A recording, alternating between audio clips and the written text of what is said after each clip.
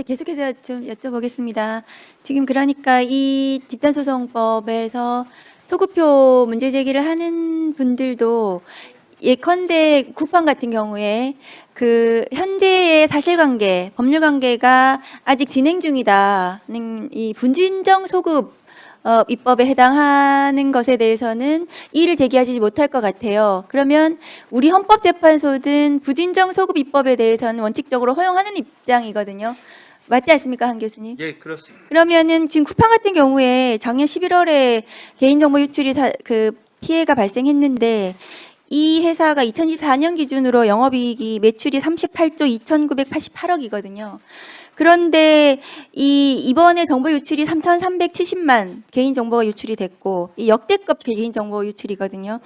그 국내 기업 시총 2위입니다. 그럼 이 쿠팡에 대해서 그러면 피해자들은 어떤 식으로든 소송을 해야 되는 상황이에요. 사실은 지금 이게. 근데 남소 우려를 지금 이제 권영수 교수님하고 말씀하셨는데 이 법에 우리 소송 허가 제도를 넣어놨습니다. 그래서 법원이 이 소송을 허가할 수 있도록 심사를 꼼꼼히 해서 그런 남소 우려 부분에 대해서는 조금은 이 제도적 장치를 마련했다고 저는 생각을 하거든요. 그런데 쿠팡 같은 경우에 아까 권용수 교수님께서 이 미국하고 우리는 다르다. 미국은 사전적 규제가 없는데 우리는 사전적 규제가 있다. 그 사전적 규제를 뭐로 보셨냐 하면은 과징금이라든가 뭐 형사처벌 이런 예를 드셨는데 그거는 사후적인 규제죠. 그리고 과징금 같은 경우에 우리 영업이익의 한 3% 정도 부과할 수 있는데 쿠팡 같은 경우에 지금 영업이익을 3%로 계산을 하면 1조 4천억 원 정도 되거든요. 과연 그러면 1조 4천억 원을 과징금으로 부과할 것인가? 아직도 지금 과징금 부과를 안 하고 있어요. 지금 현재도. 지금 SKT 같은 경우에는 2,300만의 정보가 유출됐는데 1,348억 원의 과징금 부과했을 뿐입니다.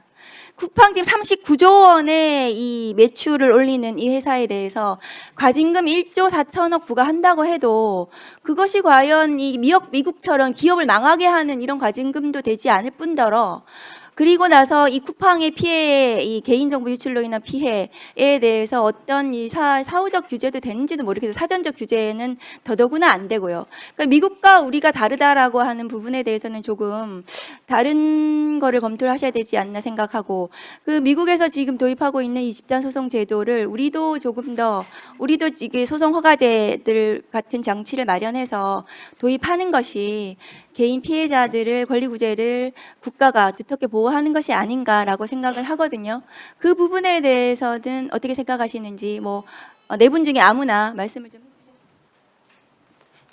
해주세요. 예, 일단 제가 몇 가지 간단하게 말씀을 드리면 남소는 사실 지금 소송 절차상에서 남소가 벌어지고 있는 건데요. 예를 들어서 쿠팡 사건 보면은 소비자원에서 집단 분쟁 조정 절차, 그리고 개인정보위원회에서도 집단 분쟁 조정 절차, 그리고 전국 법원에 수백 개의 소송이 계류가 돼 있고요. 아니 위법행위는 가해자 기업이 했는데 그에 따른 그거를 처리하는 비용은 사회가 부담을 하는 그런 구조를 갖고 있고 소송 건수도 훨씬 더 많은 거죠. 현재가. 그리고 이제 행정 규제와 관련해서는 대법원이 과징금의 성격에 대해서 징벌적 성격과 피해 배상용 성격을 같이 갖는다. 뭐 이렇게 판단을 하는데요. 그래서 집단소송법이 도입이 된다고 그러면 과징금 중에서 그 피해 배상용 성격을 갖고 있는 부분은 아마 조금 가만히 돼서 그 부분은 사라져야 되지 않을까 그렇게 생각을 하고요. 그리고 우리나라는 아까도 제가 말씀드렸었는데 민사소송법상의 손해배상액의 원칙이 실손해를 배상하는 겁니다.